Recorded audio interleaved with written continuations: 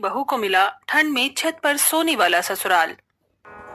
पता है तुझे प्रिया, ये रेस्टोरेंट यहाँ का सबसे शानदार रेस्टोरेंट है। यहाँ का व्हाइट सॉस पास्ता खाकर उसका टेस्ट तू महीनों तक नहीं भूल पाएगी। अच्छा, मुझे तो नहीं लगता। अरे अभी तक तो तूने खाना टेस्ट भी नहीं किया और फालतू के एक्सक्यूज देने में लगी हुई है। अरे यार, खाना तो तब टेस्ट करूंगी जब मुझे ठंड लगना बंद होगा।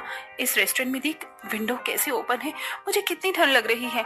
अरे स्टूपिड, अभी तो नवंबर का महीना भी शुरू नहीं हुआ, अक्टूबर लास्ट चल रहा है, तुझे अभी से ठंड लगने लग गई। अरे यार, क्या करूं, मुझे तो ठंड बर्दाश्त ही नहीं होती। अब तुझे तो पता है ना। पता नहीं क्या ही होगा इस लड़की का। प्रिया और शीतल दोनों कॉलेज फ्रेंड हैं। दोनों बाहर रेस्टोरेंट में खाना खाने आई हैं, लेकिन प्रिया को तो खाने से ज्यादा ठंड की टेंशन हो रही है। खैर, जैसे कैसे दोनों सहेलियां खा। मुझे बहुत तेज ठंड लग रही है, आप मेरी ब्लैंकेट निकाल दो ना, और मेरा रूम हीटर भी कहाँ रखा है मुझे बता दो। अरे अरे बेटा, अभी तो अक्टूबर लास्ट चल रहा है। तुझे अगर अभी से इतनी ठंड लग रही है तो आगे आने वाली सर्दियों में तेरा क्या होगा। माँ, मुझे कुछ नहीं पता, आप अभी तो मुझे ब्लैंकेट निकाल कर दो। पता नहीं इस लड़की का क्या ही होगा। अगर इसे ऐसी जगह ससुराल मिल गई जहाँ पर बहुत ठंड पड़ती होगी तो ये लड़की कैसे ही वहाँ रह पाएगी। हाँ ठीक है, तब का तब देखा जाएगा। प्रिया एक 25 साल की बेहद ही खूबसूरत पढ़ी लिखी लड़की है। वो अपने माता पिता के साथ आगरा में रहती है, लेकिन प्रिया को बचपन से ही ठंड बहुत ज्यादा लगती है। अभी अक्टूबर का महीना भी खत्म नहीं हुआ कि प्रिया ने अपनी ब्लैंकेट हीटर सब निकाल लिया है। एक दिन प्रिया अपनी रजाई के अंदर आराम से बैठी फोन चला रही है। हीटर की गरम गरम हवा उसके कमरे में गर्मी बनाए हुए है। तभी उसकी माँ उसके कमरे में कुछ लड़कों के फोटो लेकर आती है। प्रिया देख, पंडित जी ने तेरे लिए कुछ लड़के बताए हैं। इनमें से 2 लड़के मुझे और तेरे पिताजी को पसंद आए हैं, लेकिन ये गांव के हैं। अरे यार मन, आपको पता तो है ना, मुझे भी शादी नहीं करनी है अभी, ऊपर से गांव के लड़के और ले आई हो आप। अरे एक बार तस्वीर तो देख लेना, ये लड़का अमित मुझे बहुत ज्यादा पसंद आ रहा है। माँ के कहने पर प्रिया चिड़चिड़ाती हुई तस्वीर को हाथ में लेती है तो अमित की तस्वीर देखकर एकदम शांत हो जाती है। अमित बिलासपुर गांव में रहने वाला एक सुंदर हट्टा कट्टा आईटी प्रोफेशनल जवान था। प्रिया को पहली नजर में अमित पसंद आ जाता है और अपनी माँ से वो शादी के लिए हामी भर देती है। माँ, आप अब अपने हिसाब से देख लो, लग रहा है, इसीलिए 10 मिनट से इसको देखे जा रही थी। माँ की बात सुनकर प्रिया एकदम से शर्मा कर झेम जाती है। फिर कुछ दिनों बाद अमित और प्रिया की शादी का दिन भी आ जाता है और दोनों की शादी बड़ी धूमधाम तरीके से कर दी जाती है। प्रिया शादी करके बिलासपुर गांव पहुंचती है, जहां पर अमित की बड़ी सी हवेली में उसका एकदम ग्रैंड वेलकम किया जाता है। आओ बहू, ये चावल का कलश घर के अंदर गिराकर घर में गृह प्रवेश करो। हाँ हाँ बेटी, आओ, आज से यह तुम्हारा ही घर है और तुम इस घर की बहू नहीं बेटी हो। यू आर वेलकम भाभी, अब तो मजा आएगा। प्रिया अपनी इस ग्रैंड वेलकम से खुश थी, लेकिन तभी उसने देखा कि गांव की उसी की उम्र की 3-4 बहुएं जो उस गांव की ही थीं और उस समय वहां मौजूद थीं, प्रिया को देखकर फुसफुसा रही थीं। उनकी बातें प्रिया के कानों तक पड़ी। मुझे तो प्रिया की टेंशन हो रही है, पता नहीं बेचारी कैसे इतनी ठंड में सर्दी में छत पर एडजस्ट कर पाएगी। हाँ पायल भाभी, हमें तो अभी तक आदत नहीं पड़ी, इस बेचारी की तो शादी भी सर्दियों में हुई है। उनकी बातें प्रिया को कंफ्यूज कर रही थी। प्रिया को लग रहा था कि पता नहीं ये सब ऐसी बातें क्यों कर रही हैं, लेकिन असली धमाका तो रात को होने वाला था। आज ससुराल में प्रिया का पहला दिन था। गृह प्रवेश के बाद प्रिया की सास ने उसे कपड़े बदलने के लिए कमरे में भेज दिया था। अपने रूम में प्रिया और अमित, जैसे ही अमित प्रिया के साथ अपने रूम में गया, उसने रूम का फैन ऑन कर दिया और कहने लगा, अब जाकर मेरी जान में जान आई। इतनी देर से इतनी हैवी शेरवानी में मेरा तो दम ही घुट रहा था। नवंबर का समय था। प्रिया हैरान थी कि आखिर इस मौसम में कोई पंखा कैसे चला सकता है। उसने अमित को पंखा बंद करने के लिए कहा। अम्मी जी, क्या आपके पंखा बंद कर सकते हैं? मुझे बहुत ज्यादा ठंड लग रही है। नेहा के कहने पर अमित पंखा बंद कर देता है और नेहा अपने कपड़े चेंज करने के लिए चली जाती है। प्रिया अपने कपड़े बदलकर कमरे से बाहर आई और अगर अपने सास ससुर के पैर छुए। उसके बाद आज उसके पहली रसोई थी। उसने सबके लिए गर्मा गर्म आलू के पराठे, मटर की सब्जी और चाय बनाई थी। सब लोगों ने मजे से नाश्ता किया। उसके बाद प्रिया आराम करने के लिए अपने कमरे में चली गई। फटाफट से अपनी रजाई निकाल लेती हूँ, कम से कम इस ठंड में थोड़ी तो राहत मिलेगी। ऐसा कहकर प्रिया ने झट से अपनी रजाई निकाल ली और हीटर ऑन करके बिस्तर पर लेट गई। शादी की थकान की वजह से उसे लेटते ही नींद आ गई। तभी अमित कमरे में आया। प्रिया, ओ प्रिया, अरे प्रिया लगता है ये तो सो गई। चलो कोई बात नहीं, शादी की थकान हो गई होगी, मैं तो चला छत पर सोने। ऐसा कहकर अमित ने अपना तकिया उठाया और दोपहर में ही सर्दी में ठंडी हवाओं के बीच छत पर सोने के लिए चला गया, जहां पर पहले से ही उसके माँ पापा और बहन सोए हुए थे। उसी दिन शाम के 6 बजे जब प्रिया सोकर उठी तो उसने देखा कि सब लोग नहा के बैठे हुए हैं। अरे आ गई प्रिया बेटा, जाओ जाकर सबके लिए चाय बना लो और नाश्ते में सबके लिए पकौड़ी भी तल देना। तभी पड़ोस की सास की सहेलियां लक्ष्मी ताई, जमुना आंटी, कमलेश आंटी और सरिता आंटी भी मुंह दिखाई के लिए आ गईं। कहाँ है तेरी बहू कामिनी, जरा हमें भी तो दिखा तेरी जान सी बहू का मुकड़ा। अब तो हमारी बहू के साथ तेरी बहू की जोड़ी भी खूब जमेगी। हाँ, जिस तरह से हम लोगों की इस उम्र में भी अच्छी खासी बनती है। अपनी बहू को भी अपने साथ छत पर लेकर आएगी ना रात को सोने के लिए। हाँ कमलेश जी, क्यों नहीं, ये तो हमारे गांव का रिवाज है। और फिर छत पर सोने से ताजी ठंडी हवा मिलती है और शरीर एकदम खुला रहता है। तुम चिंता मत करो, सब छत पर ही सोएंगे। तभी प्रिया एक हाथ में चाय की ट्रे और एक हाथ में पकौड़े की ट्रे लेकर आती है। मोहल्ले की सभी औरतें और प्रिया के ससुराल वाले चाय पीकर नाश्ता करते हैं। वाह कामिनी, तेरी बहू के हाथों में तो साक्षात अन्नपूर्णा है। चाय और पकौड़े खाकर मजा आ गया। सभी औरतें हाँ में हाँ मिलाती हैं और फिर अपने अपने घर चली जाती हैं। रात का समय घड़ी के लगभग रात के 9 बजे हैं। प्रिया बेटा जल्दी जल्दी खाने की सारी तैयारी कर दे, जल्दी से खाना खाना है, उसके बाद फिर सभी को सोने के लिए छत पर बिस्तर लगा देना। अपनी सास कामिनी देवी की ये बात सुनकर प्रिया के पैरों तले जमीन सी सरक जाती है। वो हैरान होती हुई हकलाकर बोलती है, माँ जी, लेकिन इतनी ठंड में आखिर कोई छत पर कैसे सो सकता है? बेटा हमारा गांव तो पूरा सभी लोग छत पर ही सोते हैं, यही तो हमारे गांव का रिवाज है। हाँ बेटा, और ये हमारे पुरखों की परंपरा है। कहते हैं कि छत पर ताजी हवा में सोने से कोई बीमारी नहीं होती, शरीर को ऑक्सीजन मिलती रहती है और हमारा शरीर खुला खुला रहता है। शरीर खुलने का तो पता नहीं, लेकिन मेरी आइसक्रीम जरूर जम जाएगी। मैं तो अपने कमरे में ही सोऊंगी। रात को सब लोग खाना खा लेते हैं। उसके बाद प्रिया की सास कामिनी प्रिया से और उसकी नंद रानी से छत पर बिस्तर लगाने के लिए कहती है। रानी दीदी, क्या आप भी इतनी सर्दी में छत पर ही सोएंगी? हाँ भाभी, हम तो बचपन से ही छत पर सोते हुए आए हैं। हमें तो आदत है, हमें छत पर सोए बिना नींद भी नहीं आएगी। ठीक है, आप लोग छत पर सो जाओ, मैं तो अपने कमरे में ही सोऊंगी। मुझे तो बहुत ठंड लगती है। ऐसे कैसे हो जाएगा, ये तो हमारे घर का रिवाज है। तुम्हें भी हमारे साथ छत पर ही सोना पड़ेगा। देखो चिंता मत करो, पूरे गांव में सभी बहुएं भी छत पर ही सोती हैं। देखो अमित जी, अभी अभी हमारी नई नई शादी हुई है, हमें भी प्राइवेसी की जरूरत है। ऊपर से सर्दी में मेरी तबीयत भी खराब हो जाती है। देखो प्रिया, मैं तुम्हारी बात और भावनाएं समझता हूँ, लेकिन ये हमारे घर का रिवाज है और माँ पापा कभी भी नहीं मानेंगे। इसलिए अपनी जिद को छोड़ो और हमारे साथ छत पर ही सोने चलो।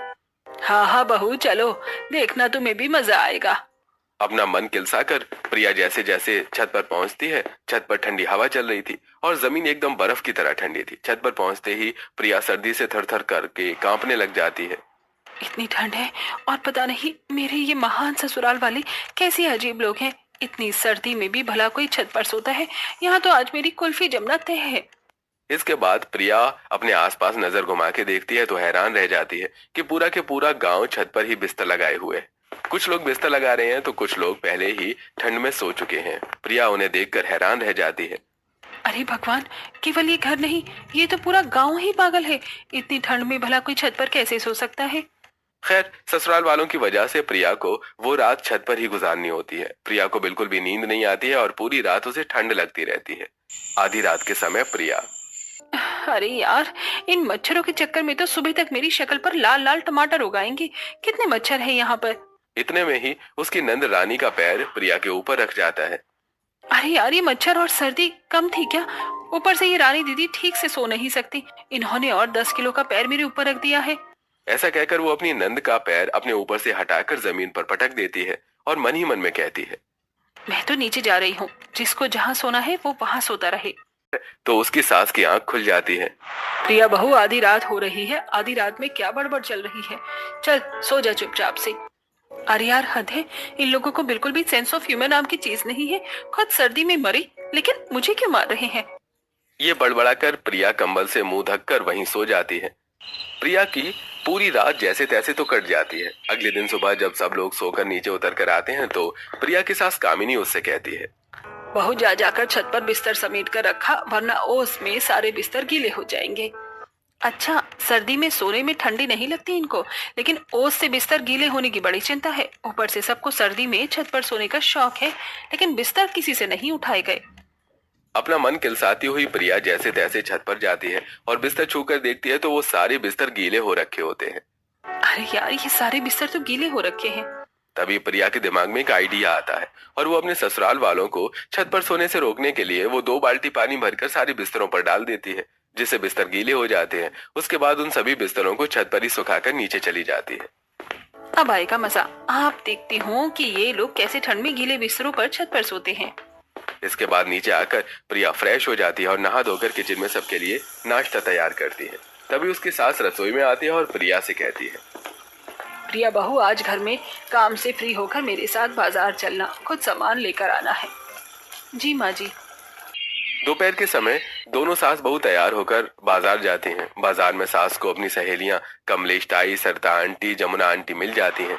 वो उनके साथ बातें करने लग जाती हैं। वहीं दूसरी तरफ उनकी बहुएं पायल, नेहा, रितु भी प्रिया के साथ बातें करने खड़ी हो जाती हैं। भाभी जी, क्या आप लोगों को रात में ठंड में छत पर सोने से परेशानी नहीं होती? अरे होती है प्रिया, हम तो खुद तुम्हारी शादी वाले दिन ये सोचकर परेशान थे कि पता नहीं तुम कैसी ऐसी सर्दी में नई नवेली होकर छत पर सो पाओगी। अरे मेरी तो पूछो ही मत, मैंने तो सारे हथकंडे आजमा कर देख लिए, लेकिन मेरे जिद्दी ससुराल वाले सुनने को तैयार ही नहीं है। मेरी तो इतनी तबीयत खराब हो चुकी है कि हमेशा सर्दी जुकाम रहता है, लेकिन फिर भी इन लोगों को जरा सी दया नहीं आती। अरे वही तो, मुझे तो बिल्कुल भी ठंड बर्दाश्त ही नहीं होती, लेकिन क्या करूं, जबरदस्ती सब लोग मुझे छत पर सुलाने के लिए ले जाते हैं और कितने दिनों से तो मैं सोई तक नहीं हूँ ठीक से। चारों बातें कर ही रही होती हैं, तभी नेहा कहती है, क्यों ना हम अपनी अपनी सास को एक बार फिर से समझा कर देखें। चारों ही हाँ में हाँ मिलाती हैं और अपने अपने घरों पर आने के बाद, माँ जी, आप मेरी एक बात सुनिए। ठंड का मौसम बढ़ता ही जा रहा है, ऐसे में छत पर सोना हमारी सेहत के लिए ठीक नहीं है। इसमें हमारी तबीयत भी खराब हो सकती है और ठंड लगने की वजह से हमें कई बीमारियां भी हो सकती हैं। अरे नहीं बहू, ये तो हमारे गांव का रिवाज है, तुम हमारी परंपरा को नहीं तोड़ सकती। और फिर छत पर एक साथ सोने से ही तो एकता बढ़ती है। अब मुझे इस बारे में कोई बात नहीं करनी और रात के खाने की तैयारी करने के बाद खाना छत पर ही लेकर चलना। सब एक साथ में खाना खाकर वहीं सो जाएंगे। सास की बात सुनकर कामिनी का दिन, प्रिया का दिमाग खराब हो जाता है। वो सबके लिए खाने की तैयारी करके और सारे काम निपटाकर जल्दी से रजाई में सोने चली जाती है, क्योंकि उसे अपने रात की नींद भी तो पूरी करनी थी। वहीं माँ जी, आप मेरी बात सुनिए, क्या हम सर्दी में छत पर सोना बंद नहीं कर सकते? अगर हमारी तबीयत खराब होगी तो हमारा ख्याल कौन रखेगा? बहू, तू अपनी जुबान कम चलाया कर। हमारी पहले भी बात हो चुकी है, ये हमारे गांव का रिवाज है और मैं किसी भी कीमत पर अपने रिवाज के साथ समझौता नहीं कर सकती हूँ। जाकर अपना काम निपटा। सास की डांट खाकर अपना मन महसूस कर नेहा भी अपने कामों में लग जाती है। वहीं मीरा और रितु की सास भी उनको ऐसे ही फटकार लगाकर उन्हें चुप करा देती है। 2 दिन बाद, भाभी, क्या हम लोग बाजार में मिल सकते हैं? आज शाम को 5 बजे गाँव के पास सब्जी बाजार में मिलते हैं। सभी सहमति जताते हैं और शाम के 5 बजे सभी बहुएं सबसे बाजार में आपस में मिलती हैं। क्या हुआ, तुम लोगों ने अपने घर में बात की? हाँ की तो सही, लेकिन कोई फायदा नहीं। इस गांव के लोग पत्थर बुद्धि के हैं, इन्हें समझाने का कोई फायदा नहीं है। मेरे पास एक तरकीब है, क्यों ना हम उनके मन में एक डर पैदा कर दें। कैसा डर प्रिया? हाँ, हमें भी बताओ, हम भी कोशिश कर सकते हैं। एक काम करते हैं, हम सभी के पास मोबाइल फोन है, तो क्यों ना रात को 2 बजे हम चारों अपने अपने मोबाइल फोन में से एक डरावनी आवाज निकालकर इन लोगों को डराने की कोशिश करें और भूत प्रेत की कहानी बताकर इनके मन में डर पैदा कर दें, ताकि ये लोग छत पर सोना बंद कर दें। वाह, ये तो बहुत कमाल का आइडिया है। चलो आज रात ही ट्राई करते हैं। चारों सहमति जताती हैं और उसी दिन रात के 2 बजे नेहा, प्रिया, रितु, मीरा, पायल अपने मोबाइल में डरावनी भूत प्रेत की आवाज निकाल कर मोबाइल पास में रख देती हैं। लेकिन इन आवाजों से किसी को कोई फर्क नहीं पड़ता। सब खर्राटे मारकर सोते रह जाते हैं और थक हार कर सारी बहुएं भी अपना मोबाइल बंद करके वहीं सो जाती हैं। अगले दिन दोपहर 1 बजे चारों बहुएं एक साथ छत पर मिलती हैं और शाम के समय मिले जाने का प्लान बनाती हैं। शाम को 5 बजे गांव के पास वाले मेले में, देखिए, आप सब लोग यहाँ पर नकली सांप, बिच्छू जैसे जानवर मिल रहे हैं, तो क्यों ना हम ऐसे कीड़े खरीद लें और आधी रात में जब ये लोग सो रहे होंगे तो इनके ऊपर एक साथ फेंक देंगे। वाह वाह, ये तो बहुत मजेदार होगा। नेहा और प्रिया भी हामी भरती हैं और सभी एक एक पैकेट वो कीड़े खरीद कर अपने घर ले जाती हैं। आधी रात के समय अपने ससुराल वालों के ऊपर सारे कीड़े फेंक देती हैं और रजाई ढककर सोने का नाटक करती हैं। ठीक उसी समय मीरा, रितु और पायल और नेहा भी अपने अपने ससुराल वालों पर वो कीड़े फेंक कर रजाई कर मुंह ढककर सोने का नाटक करने लग जाती हैं। अरे ये क्या है? ये क्या है? अरे अरे पापा, ये तो प्लास्टिक के हैं, शायद किसी ने शरारत की होगी। ऐसे ही अब बाकी सभी लोगों का भी होता है और सब लोग जोर जोर से हंसने लग जाते हैं। फिर वापस छत पर ही सो जाते हैं। सारी बहुओं का प्लान फिर से फेल हो जाता है। फिर सभी मन महसूस कर छत पर ही सोने को मजबूर हो जाती हैं। कुछ दिन बीतते हैं। जनवरी की कड़ाके की सर्दी आ जाती है और इस सर्दी में लोगों की तबीयत खराब होना शुरू हो जाती है। माँ जी, अब मुझसे बर्दाश्त नहीं हो रहा है। देखिए मेरी तबीयत भी कितनी खराब हो गई है। कितने दिनों से बुखार भी नहीं उतर रहा। अब तो ठंड बढ़ चुकी है। क्या अब हम नीचे सो सकते हैं? अरे नहीं बहू, तुम तो हमेशा फालतू की बात करने लग जाती हो। छत पर सोने से कभी भी तबीयत खराब नहीं होती। तुम कुछ उल्टा सीधा ठंडा खा लेती हो, इसलिए तुम्हारी तबीयत खराब हो जाती है। हाँ बेटा, छत पर सोने से तो शरीर खुला रहता है, ताजी हवा और ऑक्सीजन मिलती है। इसी तरह सबसे पहले गांव की अधिकतर सभी बहुओं की तबीयत खराब होती है। सभी गांव के अस्पताल में दवाइयां लेने के लिए जाती हैं। एक दिन सुबह सुबह जब प्रिया के ससुराल वाले सोकर नीचे आते हैं, तब उसके सास ससुर, अरे मेरे तो शरीर में बहुत दर्द हो रहा है। ऐसा लग रहा है बुखार भी है। हाँ कामिनी, मुझे भी पूरे शरीर में टूटन लग रही है। ऐसा लग रहा है मानो एक एक हड्डी दर्द कर रही हो। हाँ पिताजी, मुझे भी सर्दी जुकाम हो गया है। तभी सास कामिनी प्रिया से कहती है, जा बहू, जाकर सबके लिए अदरक, लौंग, काली मिर्च की चाय बनाकर ले आ। सर्दी में सबके शरीर का दर्द ठीक हो जाएगा। अरे आप लोग समझते क्यों नहीं है? ये सब छत पर सोने की वजह से हो रहा है। प्रिया तुम्हें समझ में नहीं आता? कितनी बार कहना पड़ेगा कि छत पर सोना हमारे लिए फायदेमंद है, ना कि नुकसानदेह। तुम जाओ जाकर चाय बना लो। इस समय नेहा की सास कमलेश कामिनी के पास आती है। देख, मेरी बहू अचानक से बेहोश हो गई। उसका शरीर भी तप रहा है। गांव के अस्पताल वालों ने शहर ले जाने के लिए बोल दिया है। उसी समय प्रिया भी रसोई में बेहोश हो जाती है। देख, मेरी बहू का भी ऐसा ही हाल है। इस समय जमुना आंटी और सरिता आंटी भी आ जाती हैं। सुना है कमलेश तेरी बहू को शहर के अस्पताल ले जा रहे हो। हम भी साथ चलते हैं, क्योंकि हमारी भी बहू की तबीयत खराब हो गई है और सरकारी अस्पताल में इलाज करने से मना कर दिया है। सभी परेशान हो जाते हैं और अपनी बहू को लेकर शहर के अस्पताल पहुंचते हैं। प्रिया, नेहा, पायल, रितु और मीरा सभी को अस्पताल में भर्ती कराया जाता है और उनकी जांच की जाती है। मुझे समझ में नहीं आ रहा कि आप सभी की बहू को निमोनिया एक साथ कैसे हो गया है, और सभी का निमोनिया बिगड़ा हुआ है। क्या आप लोग अपनी बहू का ख्याल नहीं रखते? नहीं नहीं डॉक्टर साहब, हम तो अपनी बहू का बहुत अच्छे से ख्याल रखते हैं। लक्ष्मी ताई, कमलेश आंटी, जमुना आंटी, सरिता आंटी भी हाँ में हाथ से हिलाती हैं और कहती हैं कि हम तो अपनी बहू का बहुत अच्छे से ख्याल रखते हैं। फिर पता नहीं बहुएं एकदम से कैसे बीमार पड़ गईं। शायद ये बाजार का खाने की वजह से हुआ है। अरे नहीं नहीं, ये सर्दी का असर है, इन्हें सर्दी लगी है। तभी नेहा, पायल, प्रिया, रितु और मीरा को होश आता है और डॉक्टर साहब उनसे मिलने जाते हैं। डॉक्टर साहब, हमें क्या हुआ है? आप सभी को निमोनिया हुआ है और आपका निमोनिया बिगड़ गया है। अगर आप लोगों को ख्याल नहीं रखा गया तो आप लोगों की जान भी जा सकती है। आपको पता है डॉक्टर साहब, ये सब सर्दी में छत पर सोने का असर है। क्या आप सब लोग इतनी सर्दी में छत पर सोते हैं?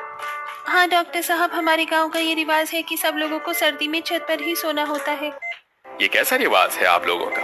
आप लोगों को पता है आप लोगों की जान भी जा सकती है।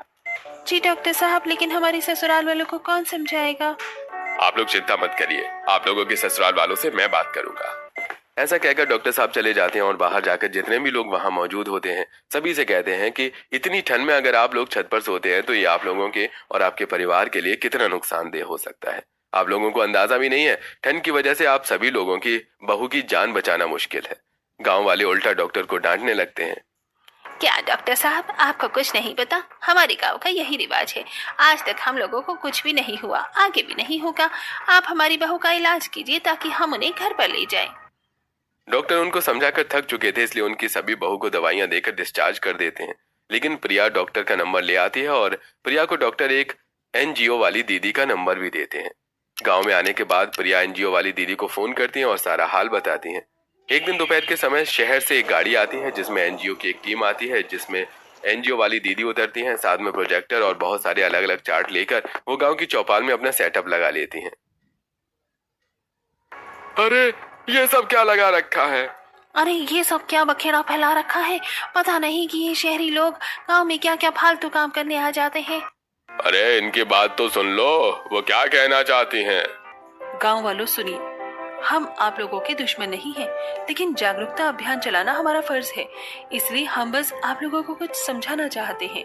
इसके बाद एनजीओ वाली दीदी गांव के लोगों को बहुत सारी बीमारियां और ठंड से बचने के कई तरीके बताती हैं और आखिर में उनसे कहती हैं, गांव वालों, सर्दी के मौसम में आप जितना ज्यादा घर के अंदर रहते हैं उतना ज्यादा ही सुरक्षित रहते हैं, क्योंकि सर्दी के मौसम में खुद को ठंडी हवा से बचाना बहुत जरूरी होता है। देखिए, आप लोगों को मैं पहले भी समझा चुका हूँ। जिस तरह आप लोगों की बहू की तबीयत खराब हुई है और आप लोगों को भी सर्दी जुकाम बुखार बदन दर्द सर्दियों में बना रहता है, उन सब की असली वजह सर्दियों में बाहर सोना है। सर्दियों में हवा में हानिकारक गैसें भर जाती हैं। लेकिन डॉक्टर साहब, हम तो बचपन से ही गांव की खुली हवा में सोते हैं और ऐसे ही सोते हुए आए हैं, हमें तो आज तक कुछ नहीं हुआ।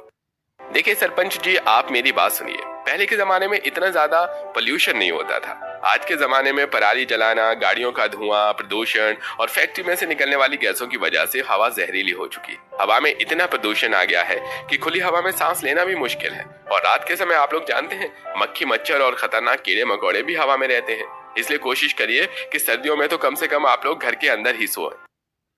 धन्यवाद आप लोगों का।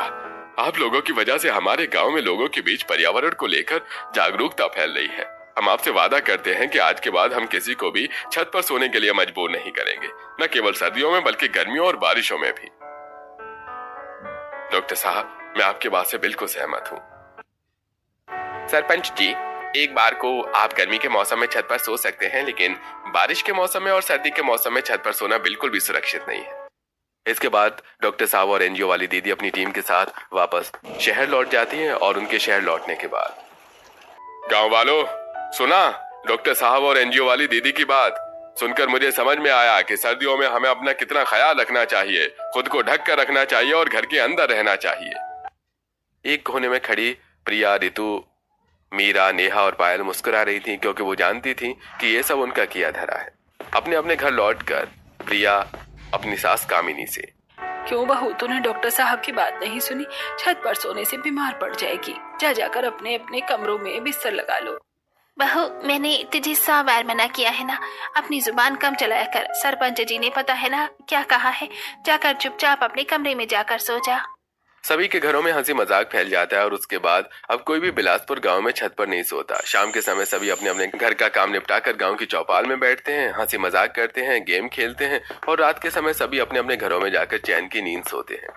प्रिया, नेहा, पायल, रितु और मीरा की वजह से आज न केवल बिलासपुर गांव में सभी लोगों की जान सुरक्षित है, बल्कि लोगों में पर्यावरण को लेकर जागरूकता भी फैली है। लोग अपना ख्याल रखते हैं और सर्दी के समय घर के अंदर ही रहना पसंद करते हैं और घरों से सर्दी जुकाम खांसने सीखने की आवाज की जगह हंसी ठट्टी की आवाज गूंजती है।